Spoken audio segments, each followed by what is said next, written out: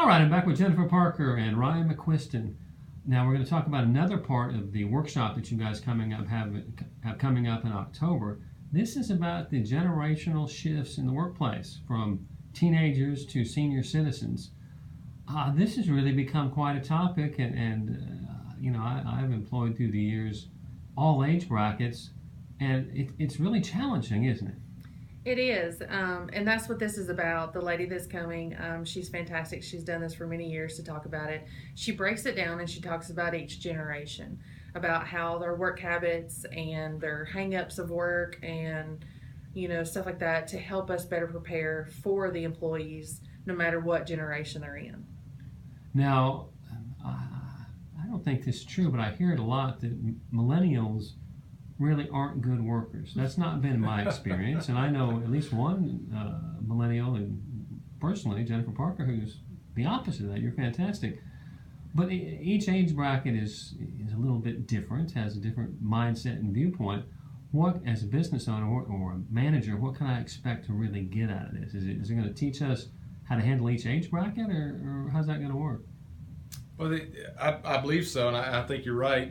Jennifer and others are prime examples of the millennials and their influence and their benefit to the workplace. I personally don't buy the argument that millennials are not good workers.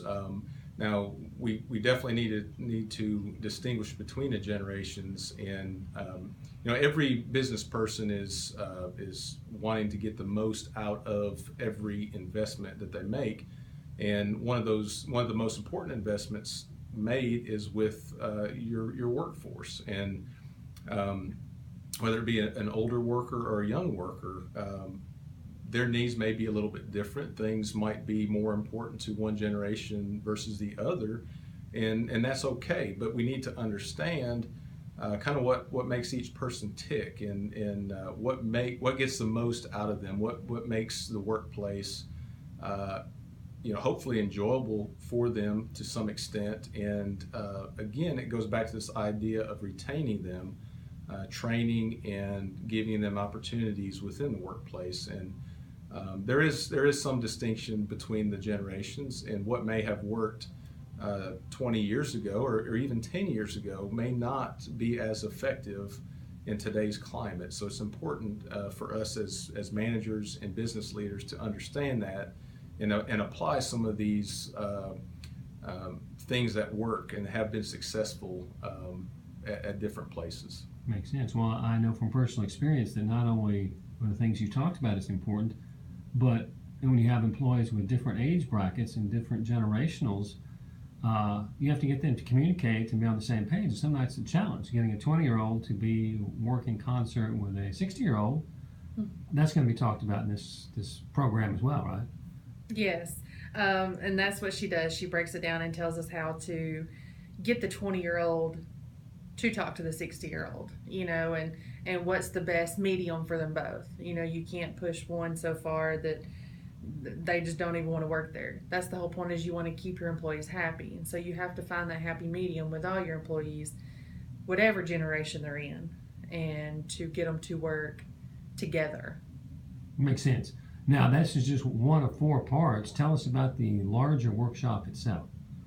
It is going to be October 12th at Wallace State Community College, and it's going to be in the nursing building conference room. It's going to be from 8 a.m. to 3:30 p.m. We have 4 speakers that are coming to talk about great things, and then we also have a silent auction where we'll be auctioning some stuff off. It is $100 to register, and we will have Stonebridge Farms there to cater lunch for us, and we will have breakfast also that will be included. And the best part about this workshop is that all the proceeds from it we would turn around and we give to the United Way here in Coleman and to the Sherm Foundation. Makes sense. That sounds like it's really not for profit. You guys are doing it just because you want to help people. Now, I'm almost sold. The Stonebridge part for lunch sounded good. My question is, if I come to this seminar, I'm going to spend $100 and I'm going to spend a day of my life. Will this make my business more profitable by doing so? I definitely believe it will, and we've had great feedback from